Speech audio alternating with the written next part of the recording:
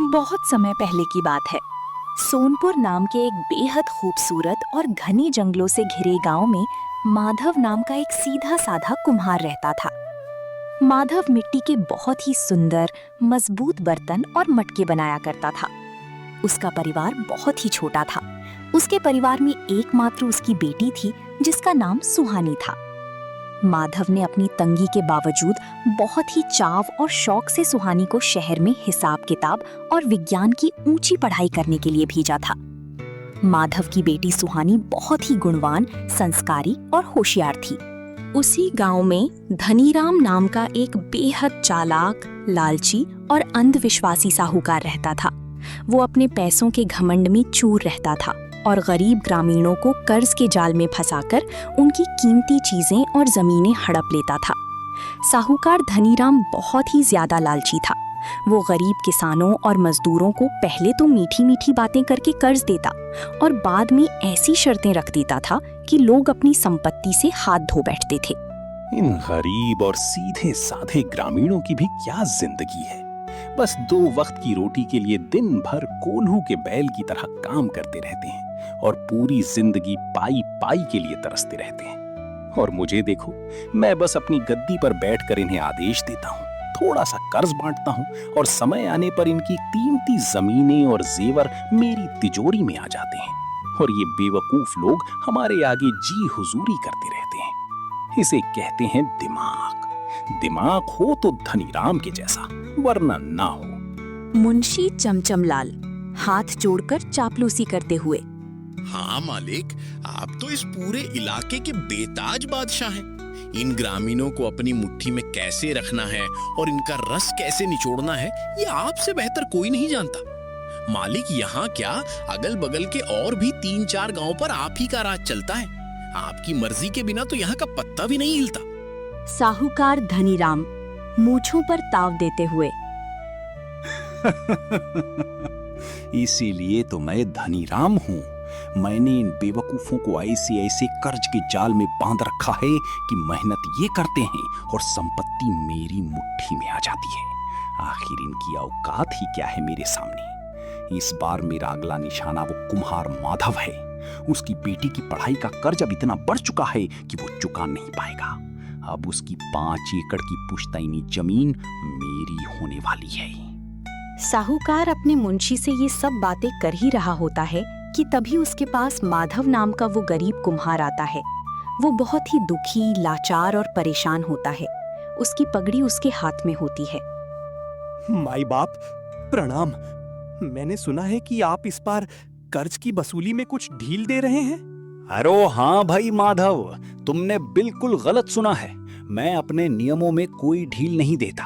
कर्ज तो समय पर ही वसूल किया जाएगा। बोलो, क्या बात है? माधव हाथ जोड़कर, मालिक, मुझ पर थोड़ी दया कीजिए। इस साल सूखा पड़ने की वजह से मेरे मिट्टी के बर्तन और मटके बिके ही नहीं। मेरे पास आपके कर्ज की किस्त चुकाने के लिए एक धेला भी नहीं है। मुझे 6 महीने का समय और दे दीजिए मालिक। मैं दिन रात एक करके आपका सारा पैसा चुका दूंगा।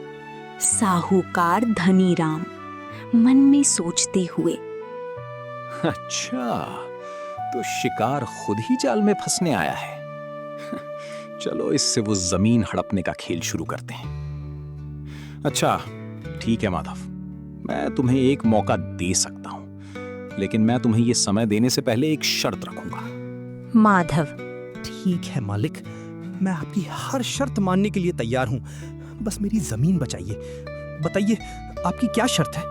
साहूकार धनीराम कुटिल मुस्कान के साथ, शर्त ये है कि तुम मुझे 1 महीने के भीतर एक ऐसा रहस्यमयी मटका बनाकर दोगे जो ऊपर से देखने में पूरी तरह खाली हो, लेकिन जब मैं उसमें अपना हाथ डालूं तो मुझे सिर्फ और सिर्फ सोने के सिक्के मिले।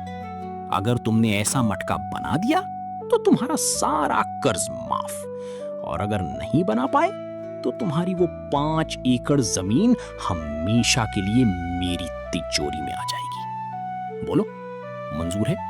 लेकिन मालिक, ऐसा चमत्कारी मटका तो कोई जादूगर ही बना सकता है। मैं तो मिट्टी से खेलने वाला एक मामूली कुम्हार हूँ।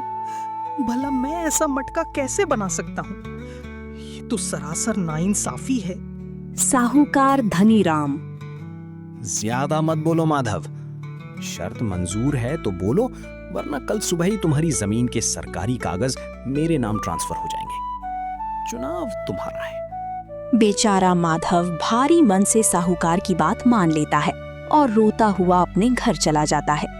अगले दिन से वो पागलों की तरह मिट्टी को सानने और मटके बनाने में जुट जाता है, लेकिन उसे समझ नहीं आता कि वो ऐसा मटका कैसे बनाए। माधव खुद से बात करते हुए, हे ईश्वर, अब मैं क्या करूं? ऐसी नामुमकिन शर्त को मैं कैसे पूरा करूं? अगर जमीन चली गई तो मैं और मेरी बेटी कहां जाएंगे? उस लालची साहूकार ने मुझे कहीं का नहीं छोड़ा। माधव दिन रात मेहनत करके 100 तरह के मटके बनाता है, लेकिन कोई भी मटका चमत्कारी नहीं होता। इसी तरह रोते बिलखते पूरा महीना बीतने को आता है। तभी माधव की बेटी सुहानी, जो शहर में पढ़ रही थी, अपनी पढ़ाई पूरी करके वापस गांव लौट आती है। वापस गांव आने पर जब उसने अपने पिता की ये दयनीय हालत देखी तो उसे बहुत दुख हुआ। सुहानी, पिताजी, हमारे घर का ऐसा हाल क्यों है? आप इतने दुखी और परेशान क्यों नजर आ रहे हैं? आपकी आंखों के नीचे काली घेरे पड़ गए हैं। आखिर बात क्या है पिताजी, मुझे बताइए। माधव, सुहानी बेटा, इस गांव में हम जैसे गरीबों की यही किस्मत है। साहूकार धनीराम जैसे लोग हमारी गरीबी का फायदा उठाते हैं। उसने हमारी जमीन हड़पने के लिए एक ऐसी शर्त रखी है जिसे कोई इंसान पूरा नहीं कर सकता। वो एक ऐसा खाली मटका मांग रहा है जो हाथ डालते ही सोना दे। अब हमारी जमीन नहीं बचेगी बेटा। पिता की ऐसी लाचारी और साहूकार के इस घिनौने मजाक को सुनकर सुहानी की आंखों में गुस्सा उतर आता है, लेकिन वो तुरंत खुद को संभालती है और मुस्कुराती है। सुहानी पिता का हाथ थामते हुए, पिताजी, आप बिल्कुल चिंता मत कीजिए। अब आपकी ये पढ़ी लिखी बेटी आ गई है और ये अन्याय अब और नहीं चलेगा। आज से मैं आपके साथ काम करूंगी और उस लालची साहूकार को उसी की शर्तों की जाल में ऐसा बांधूंगी कि वो जिंदगी भर याद रखेगा। आप बस वैसा मटका बनाइए जैसा मैं आपको बताती हूँ। सुहानी अपने पिता के साथ और विज्ञान के कुछ प्रयोगों और हिसाब किताब के साथ एक विशेष मटका तैयार करने में जुट जाती है। ठीक 1 महीने बाद जब शर्त का दिन आता है, सुहानी और माधव एक बड़े से मटके को लाल कपड़े में लपेटकर साहूकार धनीराम की हवेली पहुंचते हैं। वहां सुहानी को देखकर साहूकार हंसने लगता है। साहूकार धनीराम, अरे लाली, मेरा मतलब सुहानी, तुम तो शहर में पढ़ रही थी, अब यहाँ इस कुम्हार के साथ मिट्टी सान रही हो। चलो बताओ, क्या लेकर आई हो? मेरा जादुई मटका या अपनी जमीन के कागजात? सुहानी निडर होकर आगे बढ़ते हुए, मालिक, हम आपकी शर्त के मुताबिक ही मटका लेकर आए हैं। ये मटका अंदर से बिल्कुल खाली है, लेकिन जैसे ही आप इसमें हाथ डालेंगे आपको सिर्फ और सिर्फ सोना ही मिलेगा। लेकिन हमारी भी एक छोटी सी उपशर्त है। साहूकार धनीराम अचरज से, उपशर्त? एक कुम्हार की बेटी मुझसे शर्त रखेगी? अच्छा चलो बताओ, क्या है तुम्हारी उपशर्त? शर्त ये है मालिक कि मटके के अंदर जो भी चीज होगी उस पर सिर्फ आपका हक होगा, और मटके के बाहर जो भी चीज गिरेगी या होगी उस पर हमारा हक होगा। क्या आपको मंजूर है? ये लड़की तो बिल्कुल बेवकूफ है। मटके के अंदर सोना होगा तो वो मेरा ही हुआ, बाहर तो सिर्फ मिट्टी का मटका है, वो ये ले जाए। हाँ, मुझे मंजूर है। मटके के अंदर का सब मेरा, बाहर का सब तुम्हारा। लाओ अब मटका दिखाओ। सुहानी जैसे ही मटके के ऊपर से लाल कपड़ा हटाती है, साहूकार देखता है कि मटका अंदर से बिल्कुल अंधेरी जैसा काला और खाली है। साहूकार लालच में अंधा होकर बिना सोचे समझे अपना पूरा दाहिना हाथ मटके के संकरे मुंह के अंदर डाल देता है। लेकिन जैसे ही उसका हाथ मटके के अंदर जाता है, उसका हाथ मटके की तली में रखे एक बेहद चिपचिपे, गाढ़े और औषधीय केमिकल यानी गोंद के मिश्रण में फंस जाता है, जिसे सुहानी ने विज्ञान की मदद से तैयार किया था। वो गोंद इतना शक्तिशाली था कि उसने साहूकार की उंगलियों में पहनी हुई सोने की 3 कीमती अंगूठियां और उसकी कलाई का भारी सोने का कड़ा तुरंत अपनी तरफ खींच लिया और साहूकार का हाथ मटके के अंदर ही लॉक हो गया।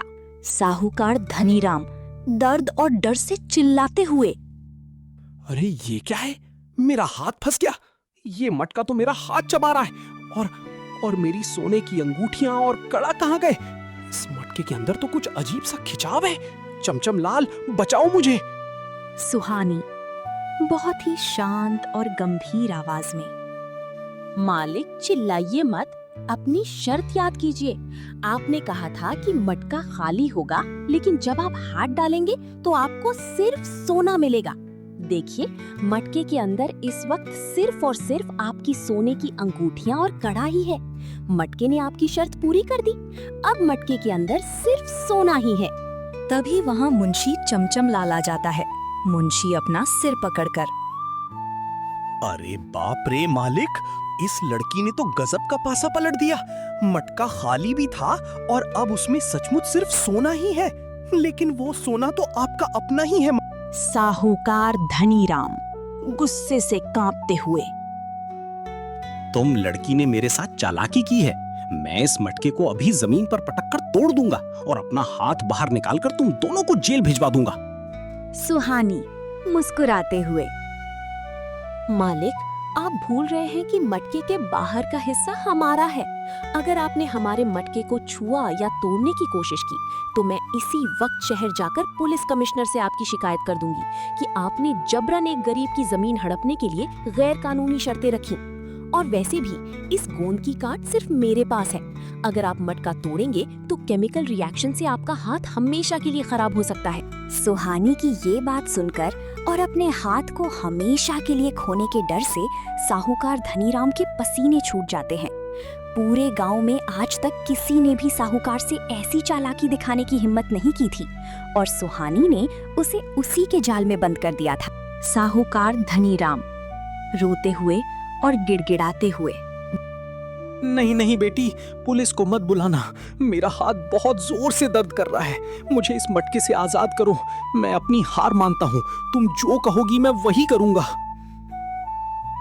ठीक है मालिक, अगर आप आजादी चाहते हैं तो इसी वक्त मेरे पिताजी की जमीन के सारे कागजात वापस कीजिए और इस गांव के जितने भी गरीब किसानों की जमीनें आपने धोखे से अपने नाम की हैं, उन सब के दस्तावेज यहीं मंगाकर सबके सामने फाड़ दीजिए। चमचम लाल, देख क्या रहे हो? जल्दी जाओ और तिजोरी से माधव सहित सभी ग्रामीणों के कर्ज के कागज लेकर आओ और इन्हें फाड़ दो। जल्दी करो, मेरा हाथ फटा जा रहा है। जी मालिक, अभी लाया। आज तो पाप का घड़ा सचमुच फूट गया। मुंशी चमचम लाल दौड़कर जाता है और सारे काले कागजात लेकर आता है। सुहानी के सामने और पूरे गांव के सामने उन कागजातों को फाड़कर आग के हवाले कर दिया जाता है। कागजात जलते ही सुहानी एक विशेष तेल मटके के अंदर डालती है, जिससे गोंद ढीला हो जाता है और साहूकार का हाथ बाहर निकल आता है। साहूकार अपनी अंगूठियां और कड़ा लेकर सीधा अपनी हवेली के अंदर भाग जाता है। उस दिन के बाद साहूकार धनीराम को अपनी बेईमानी का ऐसा सबक मिला कि उसने फिर कभी किसी गरीब या लाचार ग्रामीण को परेशान नहीं किया और ना ही कभी किसी की जमीन हड़पने की कोशिश की। सुहानी की इस पढ़ाई, समझदारी और चतुराई की बदौलत पूरे सोनपुर गांव को हमेशा के लिए लालच और अत्याचार से मुक्ति मिल गई। माधव अपनी बेटी को गले से लगा लेता है और उसकी आंखों में खुशी के आंसू होते हैं। अब वहाँ के सभी किसान और ग्रामीण खुशी खुशी रहने लगे और किसी भी साहूकार ने फिर कभी किसी गरीब का हक नहीं मारा।